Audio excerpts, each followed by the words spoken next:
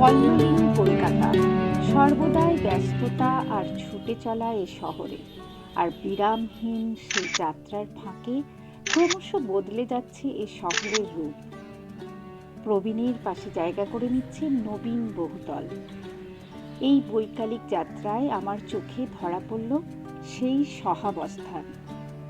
প্রিয় কলকাতার এমনই নানা চেনা অচেনা কিংবা জানা অজানা বিভিন্ন পথে ঘাটে গলিতে রাজপথে সফর করবে মুনমুনস প্যাশন।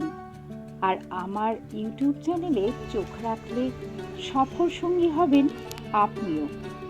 তাই লাইক, কমেন্টস এবং সাবস্ক্রাইব করে মুনমুনস প্যাশনের সঙ্গে থাকুন।